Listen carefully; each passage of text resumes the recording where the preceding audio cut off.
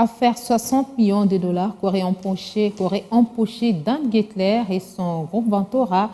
La coalition Congo n'est pas à vendre, on n'y transige pas malgré la plainte portée contre l'un de leurs pour diffamation et imputation dommageable.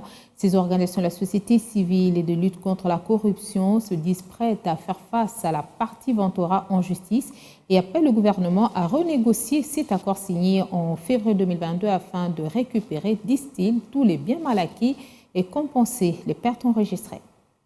Tout commence par ces rapports dans lesquels la coalition Congo n'est pas à vendre dénonce que Dan Gettler et son groupe Ventura auraient empoché plus de 60 millions de dollars au détriment de l'État congolais depuis la signature de cet accord dit à l'amiable le 24 février 2022. Accord dans lequel l'homme d'affaires israélien cédait ses royalties dans 3 projets miniers à l'État congolais en échange notamment de la levée de certaines sanctions américaines. Accord salué hier, mais jugé aujourd'hui par ces organisations de la société civile des déséquilibrés en défaveur de la RDC.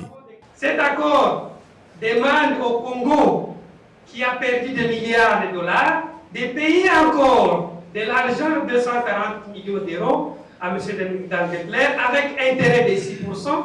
Pour toutes ces raisons-là, Congo n'est pas à vendre, confirme et réaffirme sa position que cet accord est déséquilibré, mauvais, non bénéfique au peuple congolais. Des chiffres qui n'ont pas plu à la partie Gettler, les qualifiant de déclarations mensongères.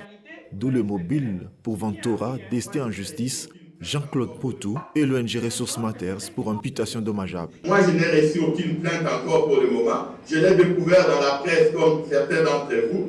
Et Maître Céline a dit, on est en train d'envisager les moyens. On attend la notification officielle, on réagira dans les formules. Mais encore une fois, pour le Congo, pour nos richesses, pour notre argent, nous n'allons pas nous taire par peur des procès et nous n'allons pas nous arrêter là parce que la vérité est têtue. Il y a 10 ans, Dan Gettler était intouchable. Aujourd'hui, les faits sont publics.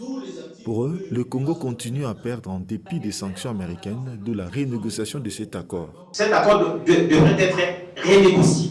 Renégocié dans le sens de prendre en compte le fait que nous, on a déjà perdu plus de 2 milliards de dollars au profit de M. Dan Gettler pour des accords qui sont passés et que il y a aussi des royalties qui vont continuer à être perçues par M.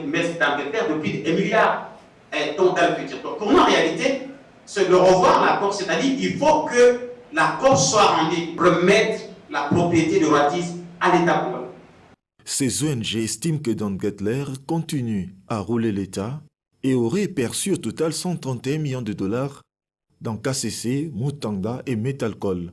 Pendant que la partie gouvernementale rejette ces estimations, le groupe Ventura reste sur la voie de poursuites judiciaires afin d'obtenir une condamnation avec des dommages et intérêts.